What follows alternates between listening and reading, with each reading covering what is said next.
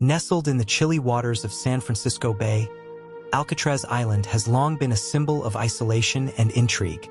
Initially serving as a military fortification in the mid-19th century, its evolution into one of America's most notorious federal penitentiaries cemented its place in history. The island's transformation from a defensive stronghold to a maximum security prison reflects broader shifts in the nation's approach to crime and punishment. The United States acquired Alcatraz Island in 1848, recognizing its strategic importance in protecting the burgeoning port city of San Francisco. By 1859, it had been fortified into the most powerful military fortress west of the Mississippi, complete with the West Coast's first lighthouse. Its isolated location made it an ideal site for detaining military prisoners during the Civil War.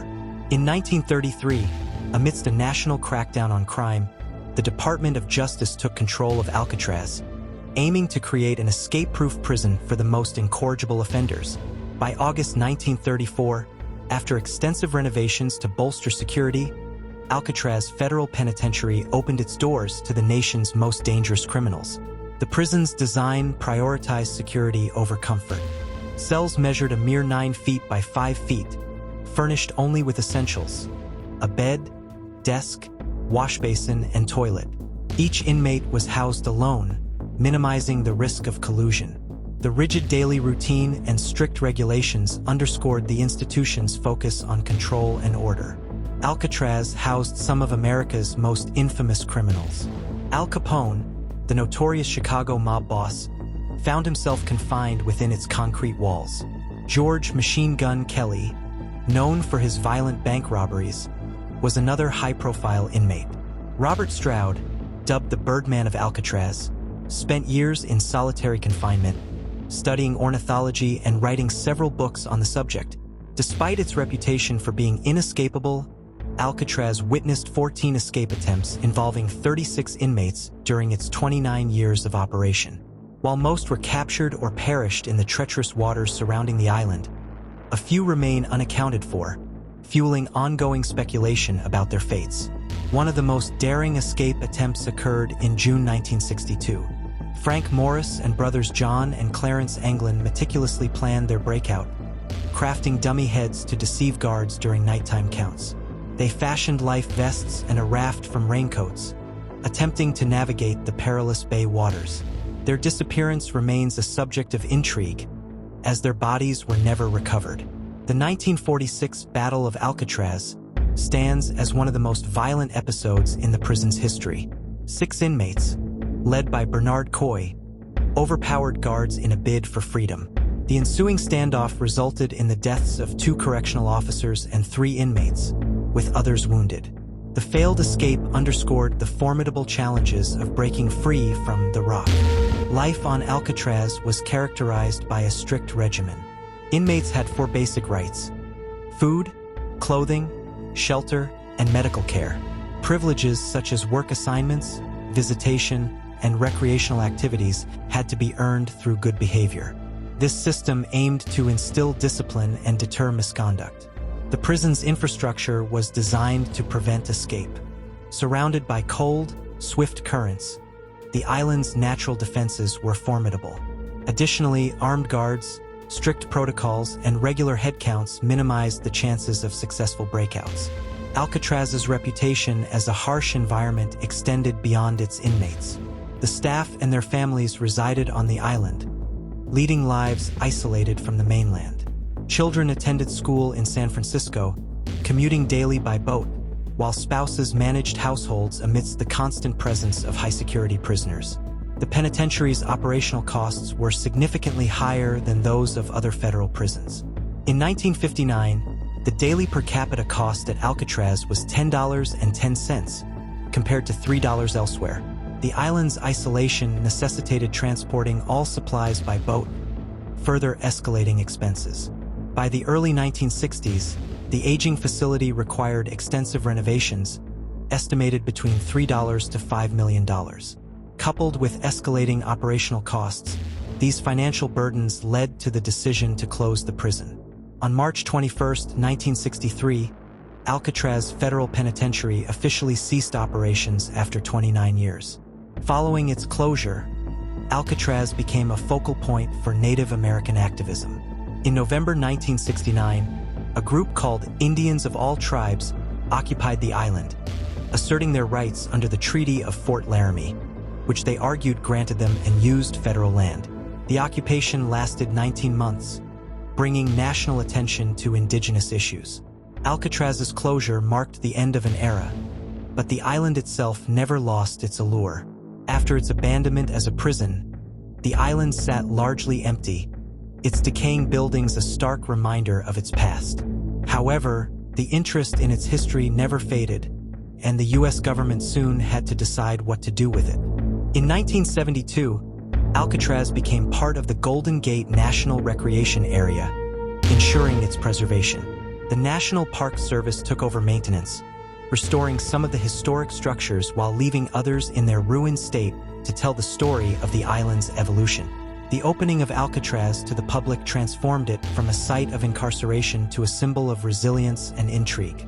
Today, millions of visitors take the ferry from San Francisco to walk through its cold, narrow halls, stepping into the cells that once held the most infamous criminals in American history. Guided tours have added a layer of storytelling that brings the island's past to life. Former guards, prisoners, and even family members of prison staff have contributed their accounts, painting a vivid picture of daily life inside its formidable walls. Visitors can explore key areas such as the cell blocks, the mess hall, and the warden's house, all of which have been preserved to reflect the conditions of the prison's operational years. The sounds of clanking metal doors and recorded voices from former inmates create an immersive experience. Despite its status as a tourist attraction, Alcatraz still carries an eerie atmosphere. The isolation, the unforgiving tides surrounding the island, and the lingering ghost stories make it a place unlike any other. Some say they can feel the presence of the past as they walk through the crumbling corridors. Paranormal enthusiasts believe Alcatraz is one of the most haunted places in the world. Legends of ghostly whispers, apparitions, and unexplained noises have drawn countless investigators to the island. Whether fact or fiction, these stories contribute to the prison's chilling reputation. One of the most famous ghost stories involves the D block, specifically cell 14D, which was used for solitary confinement.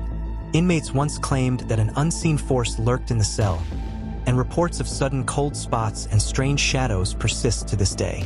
The legend of Al Capone's ghost also looms over Alcatraz. During his time on the island, Capone reportedly played the banjo in the prison band. Some claim that on quiet nights, the faint sound of a banjo can still be heard echoing from the cell block.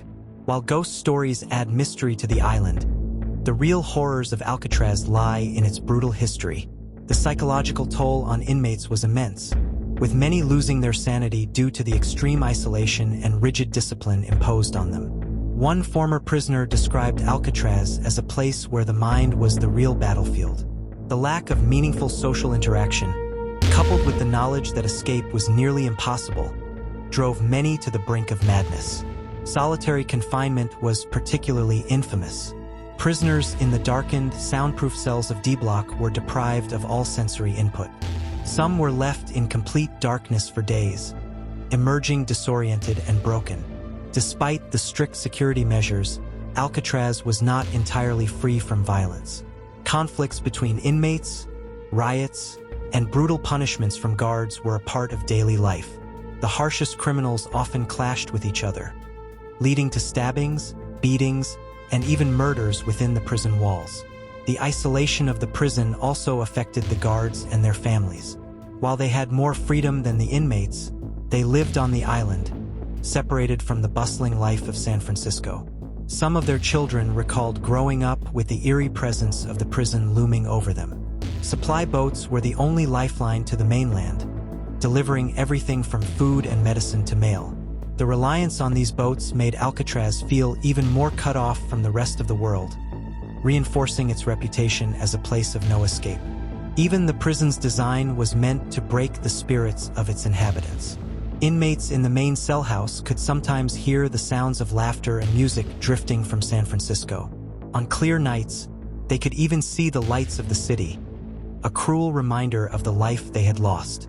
Yet, despite its reputation, Some prisoners preferred Alcatraz to other institutions. The reason? Strict but fair discipline. Unlike other prisons where gangs ruled, Alcatraz maintained order, giving some inmates a relative sense of stability compared to the chaos they faced elsewhere. Work assignments were also a privilege many inmates valued. Jobs such as laundry work, maintenance, and kitchen duty allowed prisoners to occupy their time productively.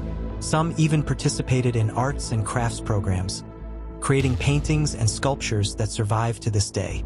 However, no amount of structure or routine could erase the burning desire for freedom. Every inmate dreamed of escape, despite the overwhelming odds.